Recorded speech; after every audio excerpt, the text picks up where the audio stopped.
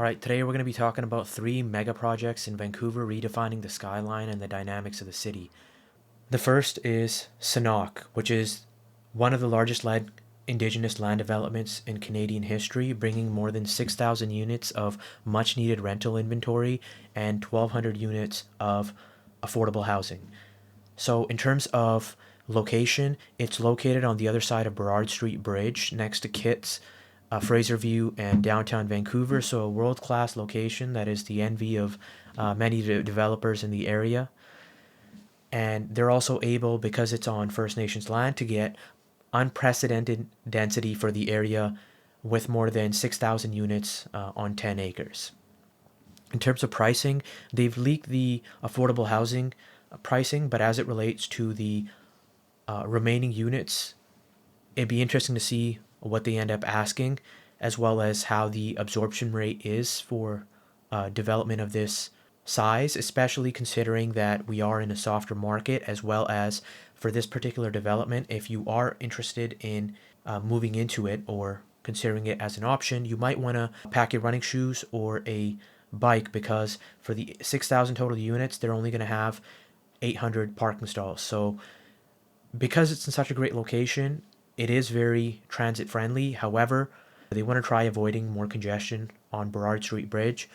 The first phase is set to complete in summer of 2026 with 1,500 units coming online. It'll be fascinating to see how this turns out given the parking constraints. It's being built out in partnership with Westbank, which is a darling of Vancouver real estate in a lot of ways, in the sense that they have the no prices too high, art in the sky, luxury kind of vibe. In terms of development, they've done Vancouver House, The Butterfly, Alberni by Ken Kuma, as well as many other projects downtown. In terms of livability, longevity, and resale value, that's a different argument entirely. The reason I'm bringing them up as well as resale value is because they're also the ones that are going to be building out, in addition to Quadreal, the second project that we're going to be talking about here, which is Oak Ridge Park, the largest mixed-use commercial project in Vancouver's history, with more than 1.4 million square feet of retail space, 700,000 square feet of office space, a 7.5-acre rooftop public park, 100,000 square feet of community space, which includes a daycare, library, and a community center, as well as 14 residential towers up to 44 stories high for a total of more than 3,000 homes. When it started selling, it was selling at a time where the market was different, in the sense that they were targeting people who had previously purchased for 50, 60,000 and were looking to downsize and still wanted luxury and convenience, and they were able to charge 2,000 to 2,500 a square foot. If you're looking at the current market rates for what comparables might be going for on a price per square foot basis, in terms of the price that was paid, it's hard to justify that, and I wouldn't recommend paying that to get into Oak Ridge. However, there is opportunity in the sense of the community elements that you can still get, as well as the looking in and around these areas. You can get something for considerably less a foot, whether it be in Marpole, Kerrisdale, or along Cambie Corridor, that otherwise wasn't as seen as being as hot of an area, will all of a sudden be getting a lot more of a halo effect and seen as much more desirable if this development hits it out of the park.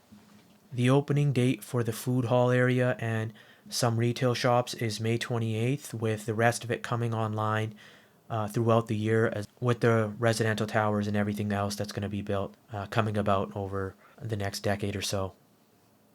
At the very least, it'll bring a lot of amenities and community space for the surrounding neighborhoods, and in all likelihood become a lot more of a desirable area if you're in and around there. This third project, Little Mountain is a 15.2 acre site on the other side of Queen Elizabeth Park. It was originally purchased from the city in 2008, when the real estate market was a lot different than it is now, with the idea of bringing some level of social housing and a lot more development in terms of homes in that area. However, the way the deal was done was unlike anything the city of Vancouver or really I've ever heard about, with the developer purchasing the land for around 300 mil or so, them giving only 35 million down, and they got a $211 million interest-free loan for 18 years, so they wouldn't have to start paying interest till now. So during that time, the land value has gone up considerably, to say the least, and they haven't really had to start paying interest till now. And like a coincidence, they decided to start pre-selling the first 87 unit building in this development. And what makes it interesting and actually considerable in a market that is otherwise horrendous for pre-sales is the fact that the developer is providing a price protection guarantee for the first 20 or 30 units or so. So the way the price protection guarantee works is if you purchased a unit which is set to complete in 2028, and then you hang on to it for around 3 years, and then you sell to an arm's length tenant, meaning you can't sell it to your family member and then say, oh, I sold it for a loss, that the developer will pay the difference or buy it off you directly at the price that you paid for it. So basically, the developer's offering a price protection guarantee, which is actually unique, which in a market that is atrocious for pre-sales could make this a very viable option for some. However, you might want to weigh it against current active inventory that you can get for a similar purchase price as well. And it, in terms of location, it is in a great location, being next to Queen Elizabeth Park, Hillcrest Community Center, Nat Bailey Stadium, and the future Oak Ridge Park as well. So those are the three biggest developments: Sanok, Oak Ridge Park, and Little Mountain. If you'd like any more information on these, or if you have any more questions related to real estate, I'll leave my contact information in the description below. And if you would like to see more videos like this, hit the subscribe button. Thanks.